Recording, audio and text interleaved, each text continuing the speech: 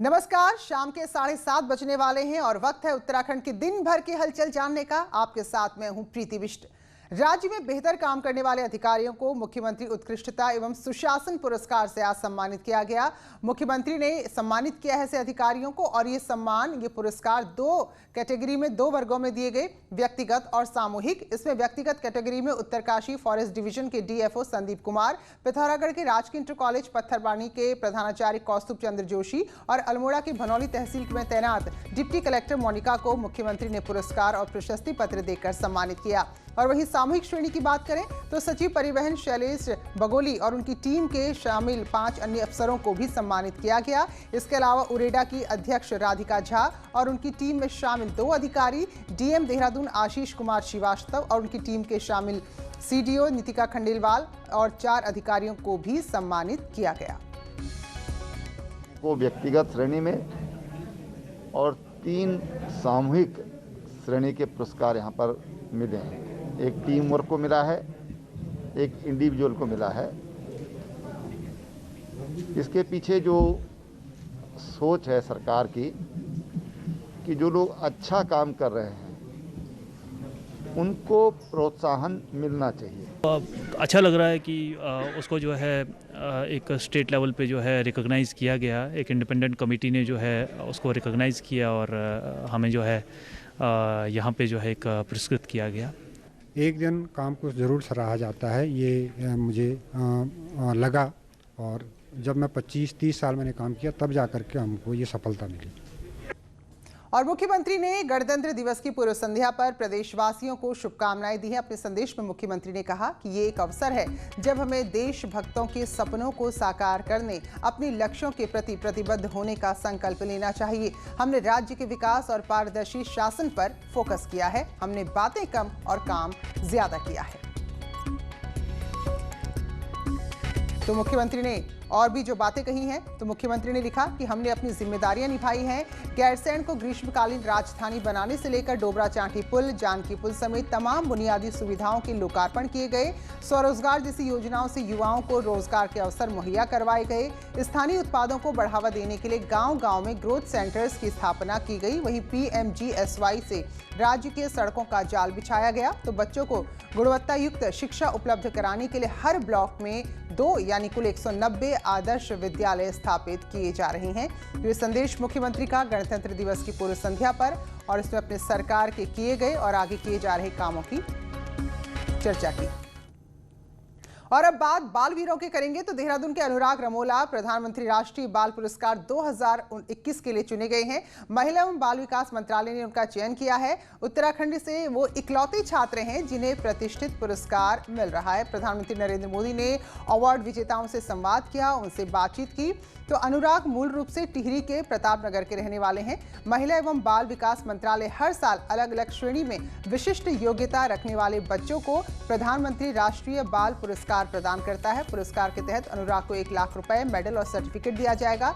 दून निवासी अनुराग रमोला के पिता CS रमोला नगर निगम में कार्यरत हैं। इस अवार्ड के लिए केंद्रीय विद्यालय ONGC में 10वीं के छात्र अनुराग का चयन कला एवं संस्कृति की श्रेणी में किया गया है। तो ये एक बहुत बड़ा दिन है अनुराग के लिए और पूरे उत्तराखंड के लिए।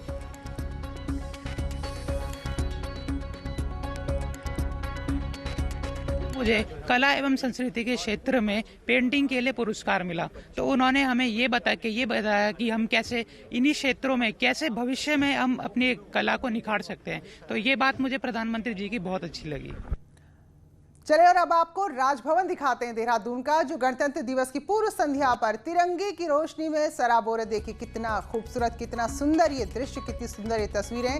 तिरंगे में पूरी तरह रोशनी में नहाया हुआ ये राजभवन है। राज्यपाल बेबी रानी मौर्य ने गणतंत्र दिवस की सभी को शुभकामनाएं दी हैं।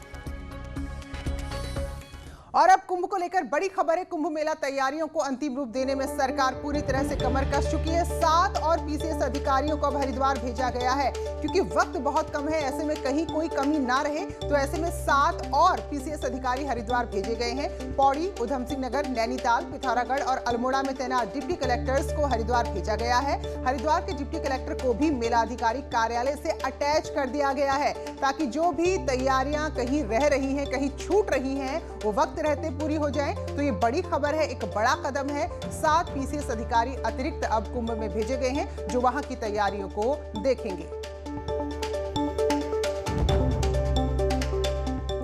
और वहीं कुंभ में स्वास्थ्य कर्मी, फ्रंटलाइन वर्कर्स के साथ ही दुकानदार, कॉन्ट्रैक्टर्स को भी वैक्सीन लगाने की तैयारी है, ताकि सभी लोग सुरक्षित रहें। और इसके लिए बाकायदा राज्य सरकार ने केंद्र से 2 लाख अतिरिक्त वैक्सीन की मांग की है। मुख्य सचिव ने कहा कि हेल्थ वर्कर्स और फ्रंटलाइन वर्कर्स को पहले ही टीका लगाकर भेजा जाएगा। वहां जो पब्लिक कॉन्टैक्ट में ज्यादा आते हैं, उनके लिए भी वैक्सीन मांगी गई है। साथ ही सचिव ने बताया कि कुंभ में आने वाले श्रद्धालुओं को 72 घंटे पहले का कोरोना की नेगेटिव रिपोर्ट लानी होगी। तो ये बात आप सबके लिए महत्वपूर्ण है। अगर आप भी कुंभ में स्नान के लिए जाना चाहते हैं तो 72 घंटे पहले की कोरोना की नेगेटिव रिपोर्ट होना जरूरी है, वरना यहां प्रवेश नहीं मिलेगा।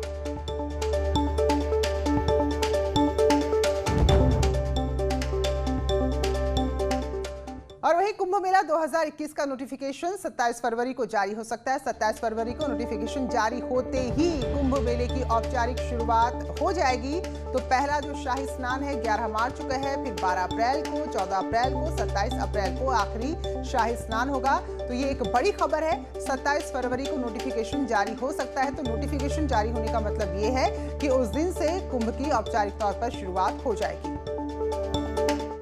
तो विश्व का सबसे बड़ा मेला है, सबसे बड़ा आयोजन है। ऐसे में केंद्र सरकार ने नई गाइडलाइंस जारी की है। नई गाइडलाइंस के साथ हरिद्वार में क्या तैयारी हो रही है और कैसे पूरी तरह इस बार हरिद्वार बदला नजर आएगा, ये सब कुछ इस रिपोर्ट में देखिए।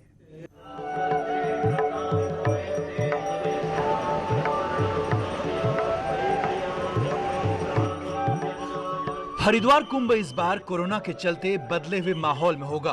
केंद्र सरकार की गाइडलाइंस के बाद मेला प्रशासन तैयारियों में जुट गया है।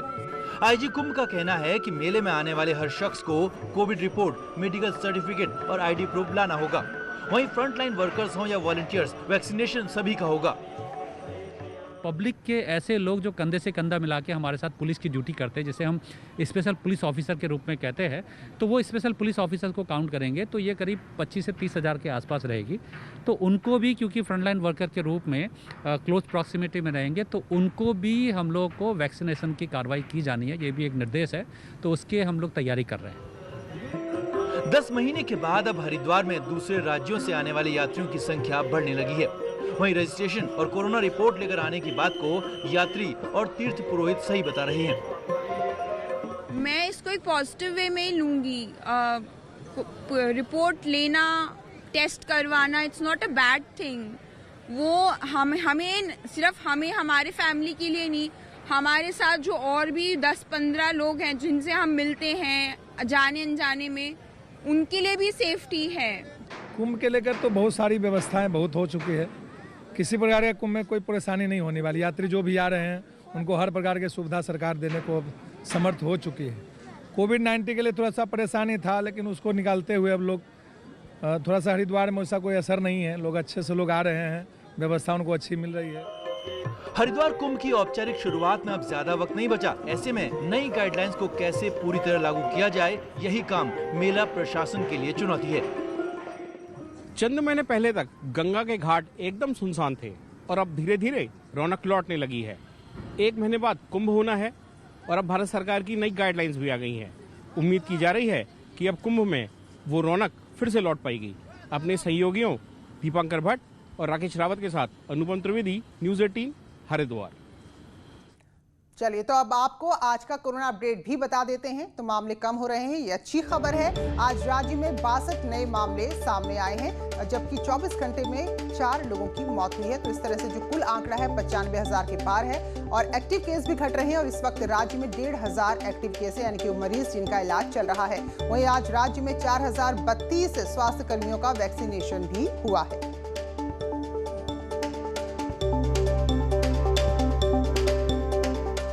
और बड़ी खबर रुद्रप्रयाग से है और बड़ी राहत है मंत्री हरक सिंह रावत के लिए। रुद्रप्रयाग में साल 2012 विधानसभा चुनाव में आचार संहिता उल्लंघन मामले में वन मंत्री हरक सिंह रावत को बड़ी राहत मिली है। रुद्रप्रयाग अपर जिला जज ने हरक सिंह रावत को दोष मुक्त करते हुए उन्हें बरी कर दिया है। इससे पहले 10 नवंबर को सीजीएम कोर्ट ने हरक सिंह को दोषी माना था और 3 महीने की जेल के साथ 1,000 का जुर्माना भी लगाया था। इसके बाद हरक सिंह ने अपर जिला जज कोर्ट में अपील की थी और अब हरक सिंह को दोषों से मुक्त कर दिया गया है। तो घटना क्या थी वो भी आपको बता दें। साल 2012 में जब चुनाव लड़ा था रुद्रप्रयाग में और उस दौरान एक कार्यक्रम में वो शामिल हुए थे, तो ये कहा गया कि उन्होंने आचार संहिता का उल्लंघन किया है। मैं भी कहा था कि हमें न्याय व्यवस्था पर भरोसा था, क्योंकि हमारी गलती नहीं थी और क्योंकि ये चुनाव में सामान्य रूप से कार्यकर्ता पोस्टर लगाते हैं, कई बार इस तरह के मुकदमे दर्ज हो जाते हैं। और बड़ी खबर पुलिस विभाग से है। राज्य में 16 एसपी के तबादले किए गए हैं। देहरादून के एसपी सिटी श्वेता चौबे को एसपी अपराध मुख्यालय की जिम्मेदारी दी गई है। एसपी ट्रैफिक प्रकाश चंद को पुलिस मुख्यालय भेजा गया है, जबकि प्रमोद डोभाल को एसपी ग्रामीण हरिद्वार की जिम्मेदारी मिली है। वहीं सरिता डोभाल एसपी सिटी देहरादून होंगी, लोकजीत सिंह अपर पुलिस अधीक्षक CID होंगे और वही स्वतंत्र कुमार एसपी देहात देहरादून बनाए गए हैं। तो 16 एसपी के तबादले, ये बड़ा फेरबदल राज्य में।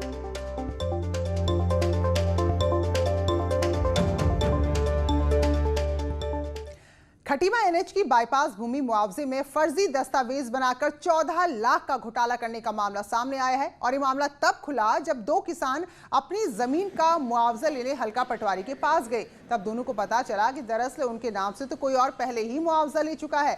जांच की गई तो पता चला कि फाइल में फर्जी दस्तावेज लगाए गए थे। पीड़ितों ने SDM से मिलकर कार्रवाई की मांग की है। तो फिलहाल तहसीलदार को जांच का जिम्मा सौंपा है। NH में 125 में पैसा आया था, जिसमें दलालों ने पूरा पैसा निकाले खा गए 15,80,000 रुपये। उसमें मिली भगत दलालों की ज़्यादा, सुष्मिता देवी का कि उसके द्वारा इन्हें पैसा निकाल लिया सारा। 5 बीघा खेत था, उसमें से 1 सवा बीघा कट गया। उसका पैसा जो आया तो दूसरे दलाल उसमें दलाल करके कोई दूसरा आदमी निकाल लिया। भैया निकाला अपने परिवार का है, मगर वो दूसरा है। कल प्रकरण संज्ञान में आया था। तहसीलदार खटीमा को उसकी जाँच सौंपी गई है। सभी संबंधितों के बयान इत्यादि लेकर इसमें कार्यवाही के लिए जो भी हमारी रिपोर्ट की फाइंडिंग जो भी आएंगी उसमें जिलाधिकारी महोदया को रिपोर्ट प्रेषित की जा रही है और संबंधितों के विरुद्ध जो है SLO कार्यालय जिलाधिकारी महोदय को प्रेषित रिपोर्ट के प्राप्त आधार पर प्राप्त जो भी निर्देश होंगे उसके आधार पर कार्यवाही की जाएगी। और हमने स्पा सेंटर की असलियत आपको दिखाई थी, वहां क्या कुछ हो रहा है वो आपको दिखाया था। तो उसका असर लगातार हो रहा है। अवैध स्पा सेंटर्स को अब जल्द ही बंद करने की तैयारी है। भारतीय चिकित्सा परिषद उत्तराखंड के साथ मिलकर दून पुलिस जल्द ही स्पा सेंटर्स पर कार्रवाई करने जा रही है। पुलिस का कहना है कि अवैध रूप से चल रहे स्पा सेंटर्स पर कड़ी कार्रवाई होगी। तो इससे पहले भी स्पा में काम करने वाली लड़कियों का वेरिफिकेशन नहीं होने पर दून पुलिस ने कार्रवाई की थी। तो हमारी उस खबर का, हमारी उस रिपोर्ट का लगातार असर देखने को मिल रहा है। कुछ नहीं कर पाते, कोई ना कोई विभाग तो इन्वॉल्व होगा कि किसकी अथॉरिटी में आएगा, कौन सी रेगुलेट बॉडी है। तो सारा परिषद का काम है इनको रेगुलेट करना भी, हम इनके मानक बनाना, इनकी सजा क्या है, ये नहीं करें उसे अनुरूप नहीं चलते तो हमें क्या करना है क्या नहीं करना है। पुलिस जो है वो स्पा सेंटर्स के अगेंस्ट जो नॉर्मल रूल्स हैं उसके अनुसार कार्रवाई कर रही है और जो प्रिकॉशनरी जो स्टेप उठाए जाने चाहिए उनके द्वारा या जिन जिन चीज़ों का ध्यान रखा जाना चाहिए उनको इंश्योर कराने का प्रयास कर रही है। और पिथौरागढ़ की देवलथल तहसील में आदमखोर गुलदार का हमला लगातार जारी है। एक और दर्दनाक खबर आई जब आंगर गांव में दिन दहाड़े आदमखोर गुलदार ने एक महिला को अपना निवाला बना दिया। इस इलाके में बीते 2 महीने में 3 महिला गुलदार का शिकार हो चुकी हैं, जबकि 2 गंभीर रूप से घायल हो चुके हैं। तो गुलदार के बढ़ते हमले से लोग डरे हुए हैं और वन विभाग से मांग कर रहे हैं। हालांकि टीम भी तैनात कर दी गई है, लेकिन अभी तक वन विभाग को कोई बड़ी सफलता नहीं मिली है। टीम आई हुई है पर वो जो है उस गुलदार को जो है मार नहीं पा रहे हैं। हमारी विभाग से मांग है कि तुरंत जो है उस गुलदार को मारा जाए। और गुलदार के हमले में मारे गए लोगों के परिजनों को मुआवजा देने की मांग को लेकर कांग्रेस भी मुखर है। शीर्ष नेताओं की अगुवाई में कांग्रेस कार्यकर्ताओं ने डीएम समेत डीएफओ का घेराव किया। कांग्रेस नेताओं ने गुलदार के हमलों में जान गंवाने वाले परिजनों को नियम के मुताबिक मुआवजा देने की मांग की। उपरांत गुणदोष के आधार पर उसको मुआवजा दिया जाए। वैसे तो पहले उसे मुआवजा दिया जाना चाहिए। चलिए आपने मजिस्ट्रेट जांच भी कराई है तो उसके निर्णय के अनुसार मुआवजा दिया जाए, क्योंकि 6 माह होने को जा रहे हैं। वो व्यक्ति दाने दाने के लिए उसके भाई मोहताज हो गए हैं। फिलहाल एक छोटा सा ब्रेक ले रहे हैं, लौटेंगे जल्द।